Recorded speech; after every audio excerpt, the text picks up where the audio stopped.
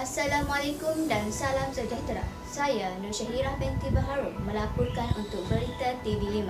Berita pagi ini, lebih 15,000 perniagaan ditutup sepanjang tempoh antara Januari 2020 sehingga 31 Ogos yang lalu akibat daripada penularan wabak COVID-19. Menurut KPDN HEP, pada 2020 terdapat 10,487 perniagaan jenis borong, perdagangan dan sektor perkhidmatan kenderaan bermotor yang ditutup, sementara 5,050 lagi ditutup sehingga 31 Ogos. Sementara itu, Kementerian Sumber Manusia berkata 43,924 rakyat Malaysia hilang pekerjaan pada tahun ini. Untuk perkembangan lanjut, kita akan bersiaran langsung dengan temu bual bersama dua tetamu jemputan bagi mengupas berkenaan isu yang melanda negara ini. Silakan saudari Lian.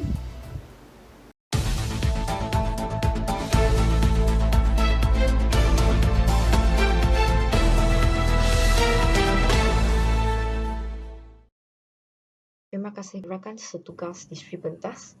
Akibat daripada pandemik ini, ramai peniaga terpaksa gulung tikar. Hal ini demikian menyebabkan ramai peniaga menghadapi cabaran untuk mencari sesuap nasi bagi menyara kehidupan sekeluarga. Bersama-sama saya, Profesor Dato' Dr. Aina, iaitu seorang pakar dalam bidang ekonomi, dan Puan Syafiqah, seorang usahawan yang berjaya. Saya ingin bertanya kepada Profesor Dato' Dr. Aina mengenai isu risiko dan peluang perniagaan semasa pandemik COVID-19 pada masa ini. Baiklah, terima kasih saudari Lian.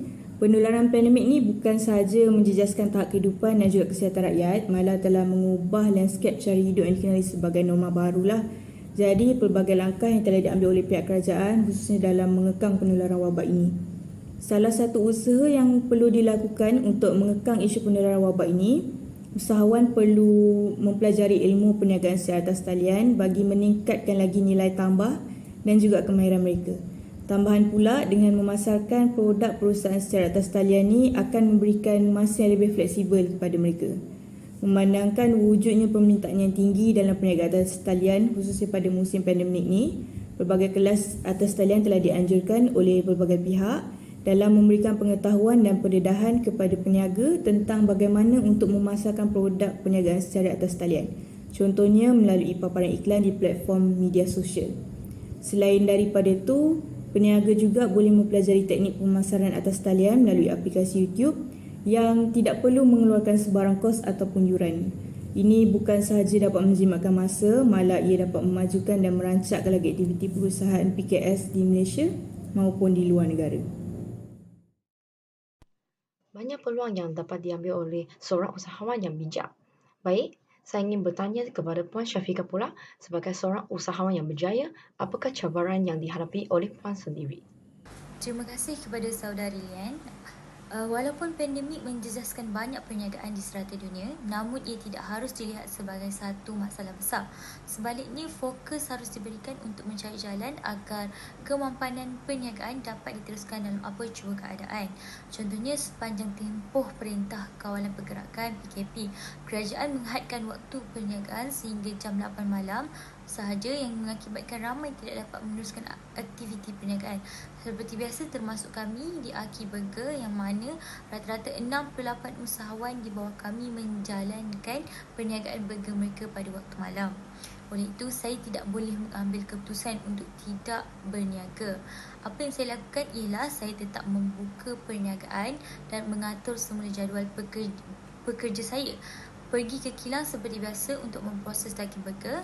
Selain itu, usahawan perlu cekap mengendalikan kewangan dan menguruskan pembelanjaan dengan bijak selain merebut peluang untuk mendapatkan bantuan kewangan yang ditawarkan oleh kerajaan. Itu sahaja. Terima kasih.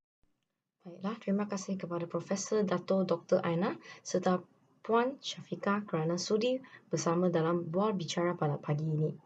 Kita terus kembali kepada Sri Pentas. Terima kasih saudari Lian atas kupasan mengenai topik itu sebentar tadi. Akibat daripada pandemik COVID-19 ini menyebabkan ramai peniaga terjejas dan mengalami kerugian yang teruk. Namun, dengan adanya platform perniagaan atas talian membuatkan peniaga dapat mencari peluang untuk mengembangkan lagi ekonomi perniagaan ekonomi peniaga, terutamanya peniaga-peniaga desa. Sekian ini sahaja dahulu berita mengenai penularan wabak COVID-19. Saya Nur Syahirah binti Baharul, utamakan SOP dan teruskan berjuang. Assalamualaikum dan salam sejahtera.